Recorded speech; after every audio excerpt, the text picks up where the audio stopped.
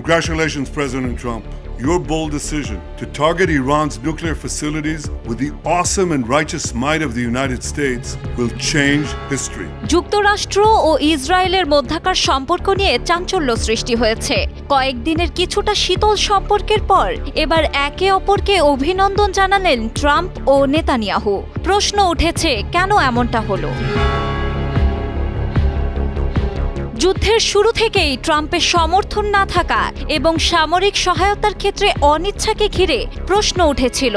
তবে কি সম্পর্কে ছেদ পড়ল ট্রাম্প নেতানিয়াহুর? এমন প্রশ্নের মাঝেই একে অপরকে অভিনন্দন জানিয়ে আন্তর্জাতিক মহলে আলোচনার পট পরিবর্তন করল ইসরায়েল যুক্তরাষ্ট্র।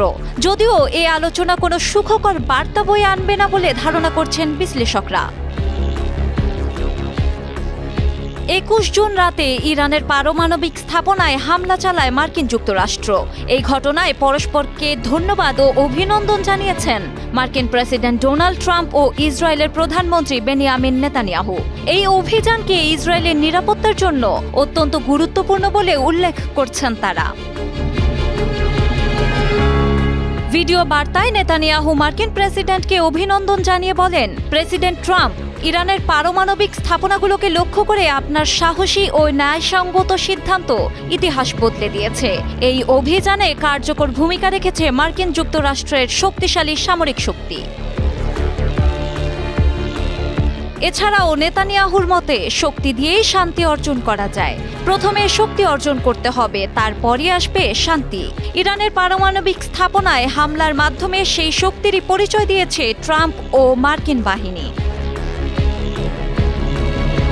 পাল্টা জবাবে নেতানিয়াহুকে ধন্যবাদ জানিয়ে ট্রাম্প আরেক পোস্টে লিখেছেন, একটি দল হিসেবে কাজ করেছে যুক্তরাষ্ট্র ইসরায়েল। এমন সমন্বয় আগে কখনো দেখা যায়নি। ইসরায়েলকে হুমকি দেওয়ার ক্ষমতা অনেকটাই ধ্বংস করে দিয়েছে যুক্তরাষ্ট্র। ইসরায়েলি সামরিক বাহিনীর পাশাপাশি মার্কিন সেনাদের প্রশংসা করেন ট্রাম্প। তার মতে বিগত কয়েক দশকে শনিবার রাতের মতো এমন সফল অভিযান বিরল।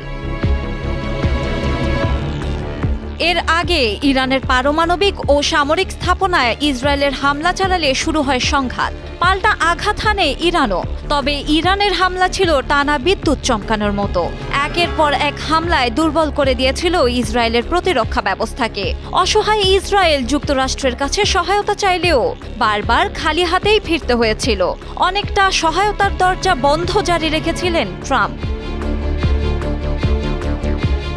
এরই মাঝে হঠাৎ ইসরায়েলের পক্ষ নিয়ে ইরানে হামলা।